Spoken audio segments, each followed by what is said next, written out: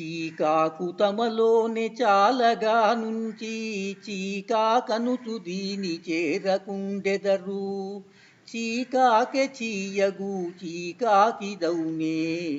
చీకాకని ఎందుకనెదవు చి చి ఎరుక చీకాకెందుకు గోరెదవు. కోకిలమును దూచి కాకి ఎంతనుకుంటే కాకియగునే ఎది కోకిలమే ఎగుగాక. చీకాకని ఎందుకనెదవు చి చి ఎరుక చీకాకెందుకు గోరెదవు. జై నిజ గురుభ్యో నమః. జై అమలాంబ సమేత అనుభవానంద రాజయోగేంద్ర ప్రభుస్వాముల వారి దివ్య చరణార విందములకు ద్వాదశి వందనములు సమర్పించుకొనుచు శ్రీ గురు బాలరామస్వాముల వారిచే విరచితమైన ఆవరణ విక్షేప రూప శక్తిద్వయ నిరాసకంపైన శుద్ధ గుణతత్వ పదార్థ దరువుల ఎందు ఈరోజు మనం 40వ ద్విపదార్థాన్ని ముచ్చటించుకుంటూ ఉన్నాం. దీనికి మునుపు ఇది అతి వేగముగా తెలిసేటువంటి వారు, అతి సూక్ష్మ గ్రాహ్యముతో దీనిని అందేటువంటి వారు యతులు. అలాంటి వారికే ఇది అవగాహన అవుతుంది, కానీ ఇతరులకు ఎరుగరానిది అని అంటూ మతి వెలిగేటట్లుగా ప్రకాశమానమైనటువంటి దానిలోని యజ్ఞాన తిమిరం అణగారేటట్లుగా తెలిపాను కదా. అయితే ఇంకా అందకుండా ఉన్నది అని తెలియజేసి మరొక్కసారి అవగాహన కావిస్తూ ఉన్నారు. నాయనా శిష్య, ఇక్కడ ఎలా అంటే ఒక విషయాన్ని అత్యంత జాగరూకతతో ఖచ్చితత్వంతో రూఢీపరచుకోవలసినటువంటి ధర్మం శిష్యునిదై ఉన్నది. చీకాకు తనలోనే చాలగా నుంచి చీకాకనుచు దీని చేరకుండెదరు. చీకాకే చీయగు చీకాకిదౌనే. ఇది చీకాకు అవుతుందా? చీకాకు అయినటువంటిది వేరే. ఇది ఎందుకు చీకాకు అవుతుంది? ఏది చీకాకు అవ్వదు? పరిపూర్ణ బోధ ఏనాడు కూడా గురు వాక్యము, గురు గోప్యము, గురు గూఢము, గురు మరుగు, గురు కీలు, అది చీకాకు ఎందుకు అవుతుంది? ఉన్నది ఉన్నట్లుగా చూపేటువంటిది చీకాకు ఎందుకు అవుతుంది? అందుకే చీకాకిదౌనే. ఇది చీకాకు అవుతుందా? కాదు. అయితే చీకాకు తనలోనే చాలగా నుంచి, ఈ చీకాకు ఎక్కడున్నది? నాలోనే ఉన్నది. నేనే చీకాకుకు ప్రతిరూపమై ఉన్నాను. అసలు ఏంటి చీకాకు అంటే? మామూలుగా ఈ చివిగినటువంటి ఆకు ఏదైతే ఉన్నదో దానిని చీకాకు అంటారు.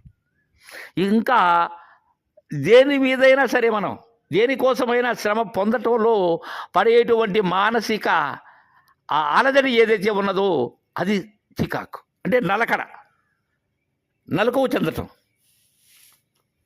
దీర్ఘమైనటువంటి విధానంతో ఎటు పాలుపోని స్థితి చీకాకు స్థితి. ఇంకా చెప్పాలంటే కలవరపాటు, కంగారు పడటం, గాబరా చెందటం, ఇది చీకాకు. ఇది తనలోనే చాలగా నుంచి, ఇది ఎక్కడ ఉన్నది? ఇది ఎక్కడో బయట నుంచి తీసుకొచ్చింది కాదు. ఇది అరువుకు రాలేదు. ఇది నీలోనే, నీ స్వరూపమే అయి ఉన్నది ఆ చీకాకు.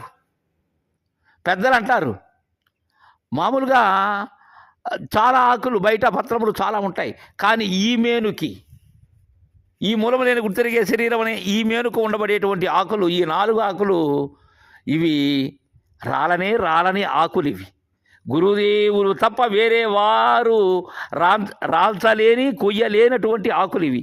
ఈ చీకాకు కానీ, చింతాకు కానీ, పరాకు కానీ, చిరాకు కానీ. ఈ కంగారు, ఈ కలవరపాటున పడేటువంటి చీకాకు ఎల్లప్పుడూ చింత. అది కాలేదని చింత, ఇది కాలేదని చింత, ఇది ఎలా అయ్యిందేమని చింత. ఈ చింతాకు కూడా ఇది కాదు. శరీరం ఉన్నంతలో, నేను అనబడేటువంటి ఈ గుర్తు ఉన్నంతలో ఈ చింతాకు అనబడేటువంటిది ఎవరి ద్వారా తీరుతుంది? గురుదేవుని ద్వారానే తీరుతుంది. అలానే పరాకు ఎప్పుడు కూడా తన గురించి, తన యొక్క నిజమైన ఉనికిని గురించి ఆలోచించి, తన గురించి తాను తెలుసుకోలేక తన యొక్క జనన మరణ చక్రం అనేటువంటి ఆ సుడిలో చిక్కుకొని పోయి ఎల్లప్పుడూ కూడా పరాకుగా ఉంటాడు. ఉన్న విషయాన్ని చూడలేనటువంటి పరాకు. అలానే చిరాకు, ప్రతి దానికి చిరాకు. ఈ 4 ఆకులను గురుదేవుని దయతోనే కొయ్యాలి. ఇవి నాకు నేనుగా అందే ఆకులు కాదవి కోసేందుకు.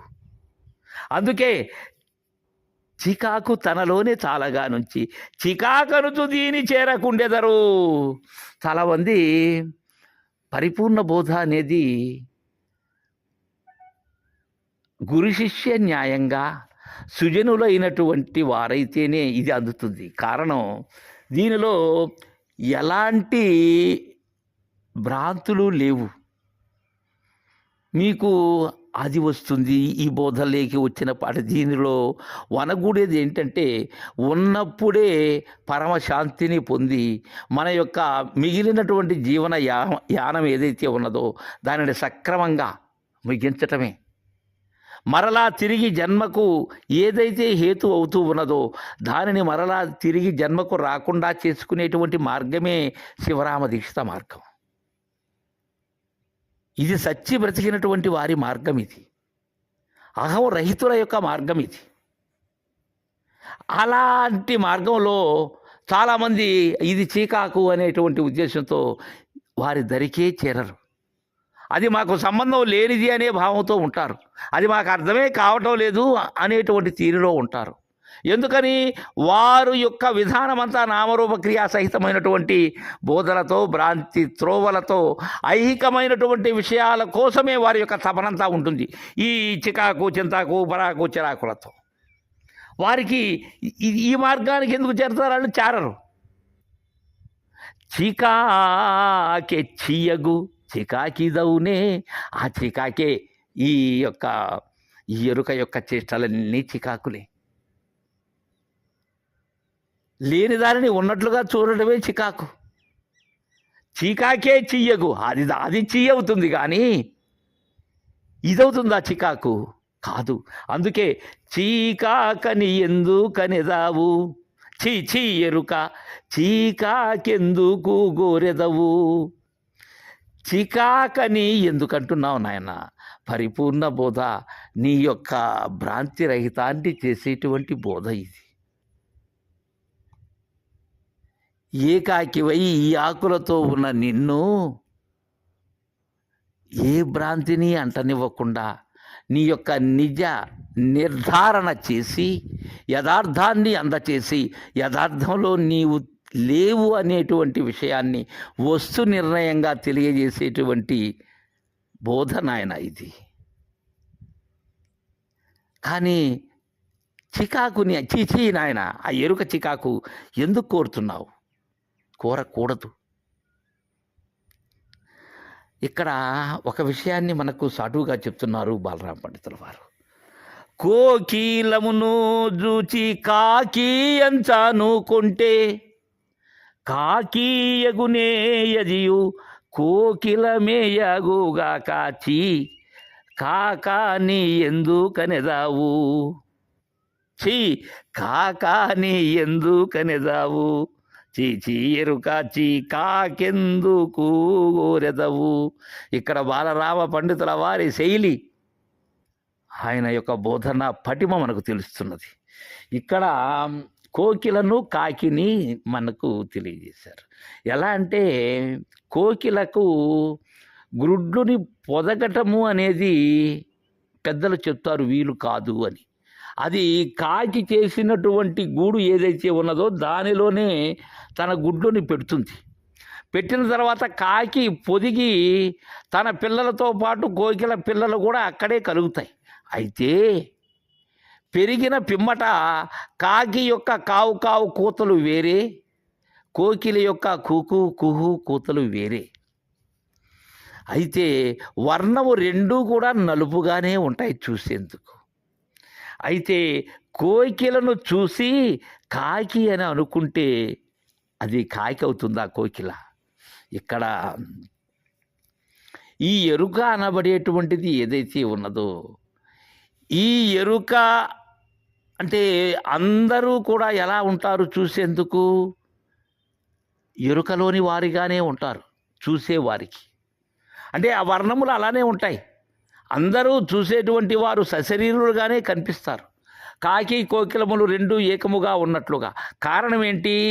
ఆ ఎరుక అనబడేటువంటి దానిలోనే అశరీరులైనటువంటి గురు మహారాజులు ఉన్నారు, సశరీరులైనటువంటి ఎరుకల వారు ఉన్నారు.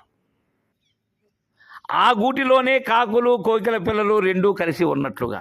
అయితే ఎప్పుడు తెలుస్తుంది ఇది కాకని ఇది కోకిలని? వాటి కూతల బట్టి తెలుస్తుంది.